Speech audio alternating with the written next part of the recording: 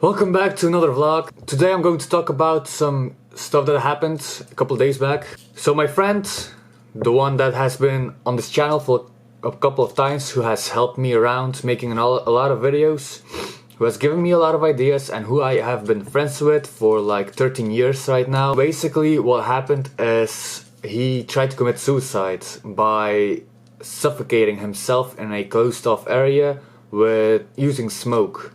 So me and someone that I know were like in town, we were like talking, like hanging out, and I decided to maybe all together go to my friend, best friend, and like maybe take him along with us, because I know he isn't doing a lot these days. Obviously, like, being alone doesn't really help your mental state, so I thought, I mean, why not? We can take him with us, maybe have some fun, get some alcohol, whatever. So me and this dude, we went to my friend, who started like calling him. We started to like try to get into his apartment, but there was no reaction. We checked out the parking lot.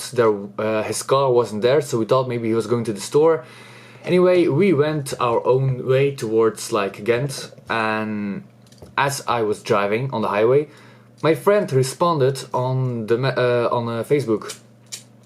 First thing that I did was call him, and that's when he told me that he tried to commit suicide and that he just woke up from his bed.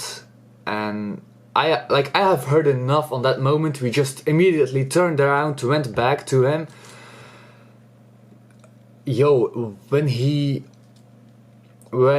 fucking hell, like it's a fucking mess.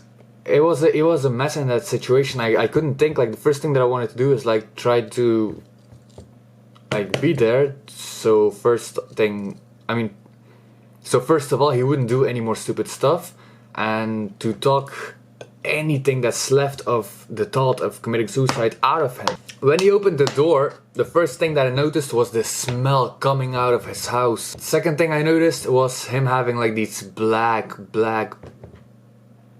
briefcases underneath his eyes, clearly from lack of sleep and oxygen and probably whatever the fuck else he has been doing all this time. He doesn't do drugs though.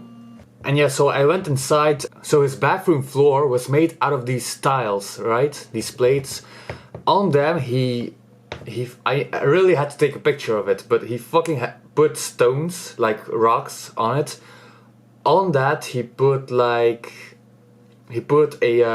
fence, a metal fence. You know, like the stuff they use at the barbecue. On that, he put like a metal black kettle. And in there he put like coal that he ignited. He put tape on the cracks on the door so that no air would go out, and basically just sat there trying to suffocate himself. What he told me, I know you're probably watching this, but bro, what the fuck? I mean, I have to talk about this. Like, this is not something that stuff happens. He told me that he tried to stay there as long as possible until he started losing consciousness, like he started getting weak, and at a certain point he was like, oh, okay, I have to get out, I'm not going to die in a fucking bathroom by fucking coal. But then he started to try and open this door, and it didn't work because he didn't have enough energy, and there was like a problem with the lock. Anyway, he somehow got out of there. He crawled to his bed and he just slept. During that time, me and the other dude came to his house, and that's why he didn't open. So fast forward to this point where we finally got inside.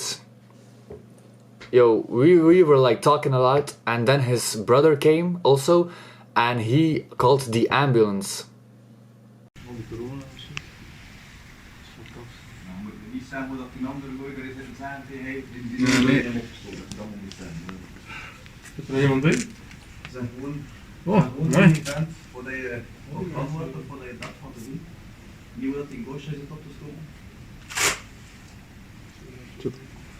Daardoor je het просто правда говорить. Ik heb mij gewoon dood barbecue.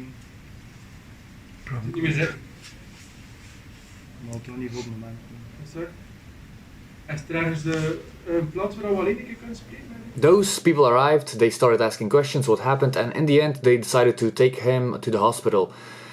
Now, me and the other dude, we went our own way, and basically I just stayed up all night talking. The next morning he reached out to me. He said that everything was fine, he was doing way better. They plugged him onto this machine that was pumping his lungs full of air. Apparently he had 10 times the amount of CO2 that was supposed to be inside someone's lungs. He barely even survived that. And again, I know you're watching this, just let me tell you, doesn't matter how much you're going to try, it's not going to work. Your destiny hasn't been fulfilled yet. The gods will not accept you into Valhalla yet. You're going to fail over and over. It's not going to happen that easily, man. On a serious note though, if I were to lose my fucking only valuable friend that I have, because most of the other people that I know are fucking brain dead, fearful cowards that don't want to do anything, who haven't any creativity, knowledge or kindness in them. So seriously, like, I have this guy as a friend for a fucking good reason, and if he was to fucking die, yo, I don't fucking hope I'm going to stay for anything on this planet. There aren't a lot of ways that I can have fun anymore nowadays. I'm being really serious when I'm talking about other people and the way they are. I'm kind of hoping this coronavirus would start like actually getting into action and start killing a good amount of people, and the right people, not just old people who, when I'm driving around right now, all I see is old people like cleaning the streets, trimming the bushes. Those people are the ones that are getting taken. Like, what the fuck? I mean, that's the story of what happened like in the past couple days. Now I know I've said in January that many people are going to die this year. Like, I'm talking about close people, like people who have value to you, and I'm talking like not to anyone in this world, but like to the people who are probably going to see this. Now it's just the end of April yet, so it's not done yet. Many more people are going to die this year, and it's going to be a lot of people who have value. So that's just like my forecast for the coming like months.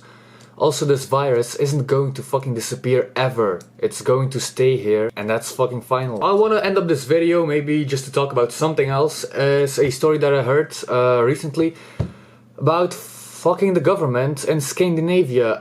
Sweden, to be certain. Like, Sweden is a garbage country when it comes to like governing and justice system. Now I've seen a lot of these videos about people who live in Sweden who are complaining about this and that, about like migrants getting imported by a huge amount of numbers, and like white people being oppressed, and like the whole opposite of what was done in America apparently. Now the story that I'm going to tell is about a Russian family that moved over to Sweden, and it was a father and a mother and 3 daughters. Like, one daughter was 16 years, that was the oldest one, another one was 8, and I don't know which was the third one, but what happened is the mother fell sick.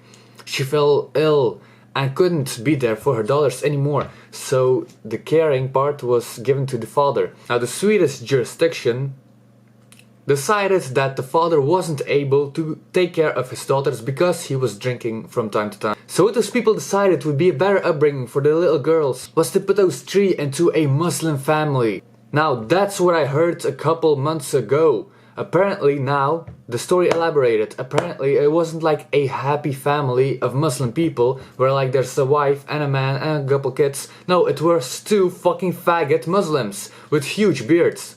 So these 2 homo sapiens that were praying to Allah were given charge of these little girls, and the father was only able to visit them from like every second weekend. Now I just want to lay focus on the insect that is controlling the judge in Sweden, who decided that this would be a good thing. And I want to ask why no one has yet slit his fucking throat or burned him alive. Luckily the story didn't end there. What happened is the father got in touch with his daughters one day. He took them on a walk, and what he did is he fled the country with them. He fled to Poland, and there he was given refuge along with his daughters. Now the Swedish court was demanding for the father to return them. They were asking the Polish government to aid them in that. And what happened next really surprised me. Apparently the Polish government refused to hand over the girls, and they chose the side of the father. From what I heard, also the Muslim faggots went over to Poland and talked to the judge that decided to not hand over the kids. And apparently they were a bit rude, and the judge told them just to fuck off back to wherever they came from. Politically, I know that Russians and Polish people aren't historically even very good friends, but like this situation made my jaw drop and I gained a lot of respect for that judge. And I guess that's where the story is right now. So I guess my final message just to the Scandinavian people, from Norway to Finland, Sweden and Denmark, what the fuck is happening over there? What the hell are your governments doing? Why are you not fighting this? How the hell can you just simply endure all of this pain that's being pushed upon you? Like seriously, it's still a fact. It's still not over yet. The European race is the greatest of all time. And the Scandinavian are the most talented of all. So what the fuck is happening over there right now? I really wish it to stop. But then again, it's just my opinion. Who the fuck am I to do anything? So I'm going to end up this video. Too much positivity is never good enough. I don't know when the next time is that I'm going to upload another video. So for now, I'm just going to thank you once again. And tell you to just take care of anyone you know and hope for the best. So see ya.